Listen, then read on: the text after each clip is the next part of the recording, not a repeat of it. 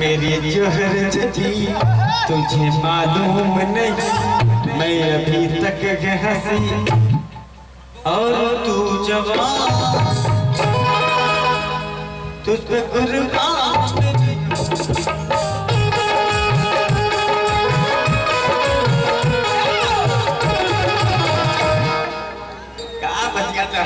ये बात है। आइए जल्दी जल्दी। सबसे खतरनाक ढोलक वादक कौन है? आशुष भैया। चौदह तारीख मेरे रश की कमर तूने पहली नजर जब नजर से मिलाई, मजा आ गया। मेरे रश की कमर तूने पहली नजर जब नजर से मिलाई, मजा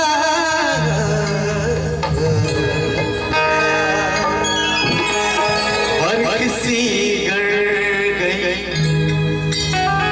काम ही कर गई, आग ऐसी लगाई, मजा आ गया। अकेले गाँव जाके क्योंकि बुरा होता इनके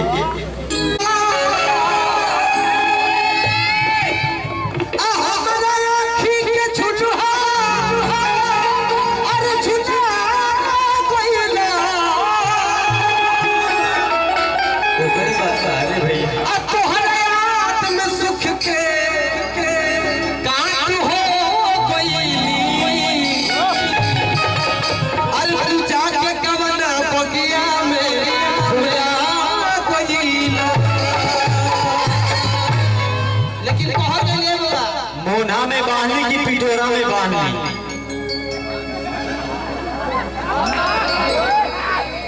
भरत शर्मा जी बहुत पुराना गीत गोरे रानी कि मोना में बांधने की पिटोरा में बांधनी, आसमान करे रूप तो सिंधोरा में एक बार और आ जाता सगरी जाने। क्या कौन अरे बिचाओ बिचाओ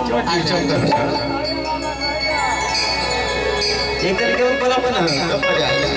कि चाहिए हिस्सी को लीता चटक बेहतरी काट बाने तेरा तक बेकरी। नहीं गबड़ा अच्छा कि चाहिए हिस्सी को लीता अरे चटक बेहतरी।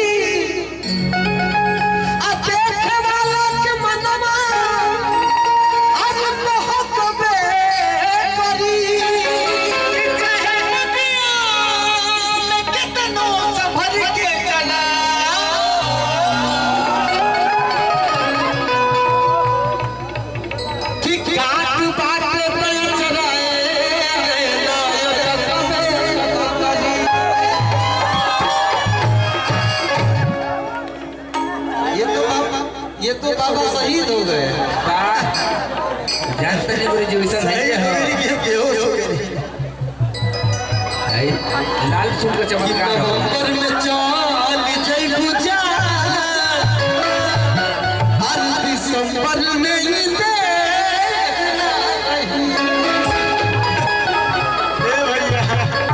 आवे के बना है तना कबूला देखल करिए उहे बाबा हमहु न देखल लिए हमहु पहले से देखत रही कहे के अरे